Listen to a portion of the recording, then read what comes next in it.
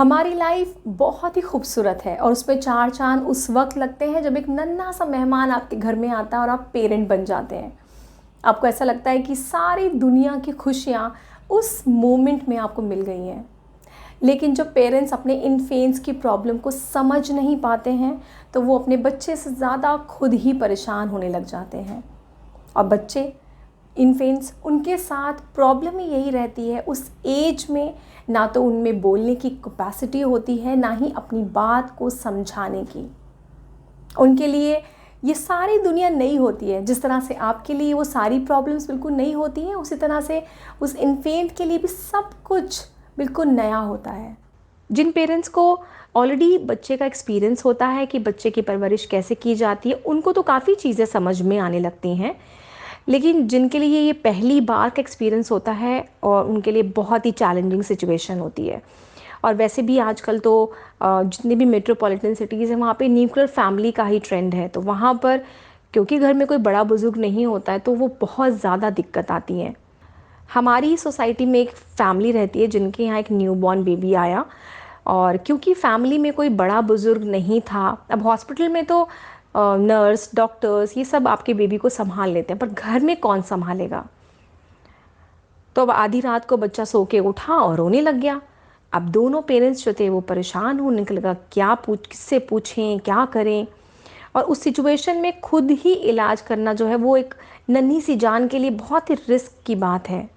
लिहाजा परेशान होकर थक हार के वो लोग आधी रात को अस्पताल पहुंचे। हालांकि अस्पताल पहुंचते पहुंचते बच्चा शांत हो गया, लेकिन पेरेंट्स को लगा कि जब अस्पताल पहुंच ही गए हैं तो रिस्क क्यों लेना, एक बार डॉक्टर से कंसल्ट कर ही लेते हैं, उसे दिखा ही लेते हैं। डॉक्टर ने पेरेंट्स से कहा कि बच्चा तो बिल्कुल ठीक है, उसका तो बस खेलने का मन कर रहा था। अब पेरेंट्स जो थे वो बच्चे को घर वापस ले आए। ऐसा नहीं है कि इन्फेंट्स आपको अपनी परेशानी बताते नहीं हैं, लेकिन ये कुछ इसी तरह का एक्सपीरियंस होता है जैसे कि आज मैं अपने बच्चे की जर्मन क्लास में महसूस करती हूँ, जहाँ टीचर और मेरा बच्चा जो है आपस में बात कर रहे होते हैं लेकिन मुझे कुछ समझ नहीं आ रहा होता है। इसी तरह से छोटा बच्चा भी अपने बॉडी एक्सप्रेशन से, अपने रोने से, अपने जेस्चर से आपको सब कुछ बता रहा होता है, लेकिन आप कुछ समझ नहीं पाते हैं। अक्सर देखा गया है कि जैसे बच्चा रोता है वैसे ही हर कोई यही कहता है कि भूखा होगा, फीड करा दो। लेकिन बच्चा फीड करने के बाद भी रोए तो क्या करें? तो कोई कहेगा कि हो सकता है नींद आ रही होगी, सुला दो। लेकिन फिर भी अगर कोई प्रॉब्लम है जो कहीं और है तो उसे कैसे समझें? अब क्योंकि आप उसकी बात को समझ नहीं पा रहे हैं तो धीरे धीरे अपने तमाम तरह के जो बच्चा हिंट भी दे रहा था वो अब रोने की तैयारी करने लग जाएगा और फिर धीरे धीरे चीख चीख के रोने लग जाएगा। तो क्या ऐसा करें कि वो नौबत ही ना आए कि बच्चा रोने लगे, चीखने लगे, चिल्लाने लगे, उससे पहले ही आप उसकी बात को समझ लें। तो आइए कुछ टिप्स हैं जो जिन पे नज़र डालते हैं हम। तो पहला टिप ये है कि आपका बच्चा नहीं जानता कि उसे कब खाना चाहिए, कब सोना चाहिए, क्योंकि वो छोटा है। लेकिन ये एक पेरेंट की रिस्पॉन्सिबिलिटी है कि वो अपने बच्चे का रूटीन सेट करे। डॉक्टर्स भी इसी बात की एडवाइस करते हैं कि आप टाइम पे फीड कराएं, टाइम पे सुलाएं, प्रॉपर इंटरवल्स में सारी एक्टिविटीज़ उसकी रहें। हो सकता है कि शुरू शुरू में आपको इरिटेशन हो, लेकिन ये आपको फ्यूचर में बहुत ही आराम देगा अगर आप अपने बच्चे का रूटीन सेट करेंगे तो। कुछ ही दिन में बच्चा भी ट्रेन होने लगता है और आपके इशारों को समझ जाता है, आपकी बात को समझ जाता है और वो टाइम पे अपने सारे एक्टिविटीज़ करने लगता है। साथ ही धीरे धीरे आप भी एक्सपर्ट हो जाते हैं और अब आपको पता होता है कि कौन सा टाइम बच्चे का खेलने का है, कौन सा टाइम बच्चे के खाने का है। दूसरा पॉइंट है कि आप हमेशा अलर्ट रहें।